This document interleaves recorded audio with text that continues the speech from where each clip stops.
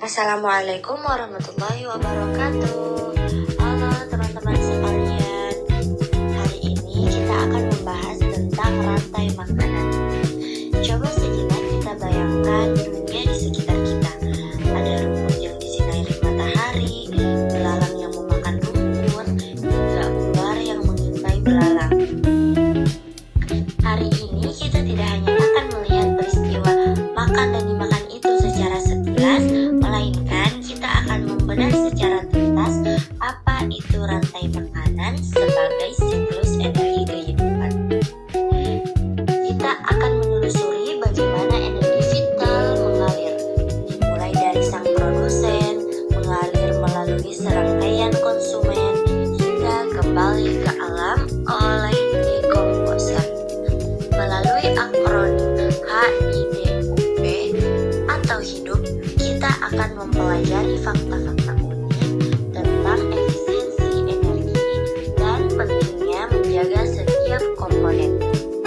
Puncaknya, kita akan melihat studi kasus yang mengejutkan, yaitu bagaimana hilangnya satu peran seperti ular dapat memicu ketidakseimbangan yang merusak seluruh ekosistem sawah. Marilah kita mulai perjalanan ini untuk memahami betapa rapuh dan berharganya keseimbangan alam. Terlebih dahulu, saya akan menjelaskan anggota kelompok saya, yaitu kelompok 6. Yang pertama, ada saya sendiri, yaitu Fadiah Unda Adianus Arif. Yang kedua, ada Salwa Jubriyah. Yang ketiga, ada Nur Akila. Yang keempat, ada Nur Aprilia Putri. Selamat menyaksikan. Jadi, apa itu rantai makanan? Rantai makanan adalah urutan perpindahan makanan dari produsen ke konsumen. Setiap makhluk hidup membutuhkan makanan untuk hidup. Contoh sederhananya ialah rumput dimakan oleh belalang, belalang dimakan oleh katak, dan katak dimakan oleh ular. Nah, adapun produsen pabrik makanan alami ialah terdiri menjadi 3, yaitu organisme yang dapat membuat makanan sendiri. Yang kedua, kebanyakan tumbuhan adalah produsen. Yang ketiga, proses pembuatan makanan disebut fotosintesis.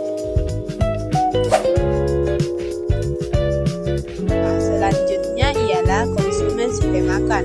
Makhluk hidup yang tidak bisa membuat makanan sendiri terbagi menjadi 3, yaitu pertama, konsumen tingkat 1 atau primer, pemakan produsen atau herbivora seperti tikus yang makan padi.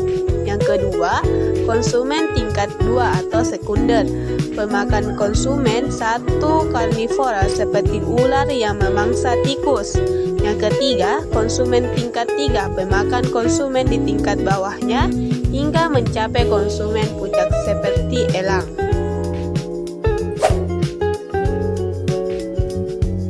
Nah, dekomposer atau pengurai menguraikan sisa-sisa makhluk hidup yang sudah mati, mengembalikan nutrisi ke tanah untuk digunakan kembali oleh produsen. Nah, contohnya itu ada jamur dan bakteri. Rantai makanan di darat seperti di sawah, kita melihat padi yang sebagai produsen dimakan oleh konsumen 1 seperti belalang atau tikus. Nah, belalang kemudian dimakan oleh burung pipit sebagai konsumen 2, kemudian burung pipit dimakan oleh ular sebagai konsumen 3, dan akhirnya ular dimakan oleh elang, yaitu konsumen puncaknya. Nah, semuanya akan diuraikan oleh dekomposer.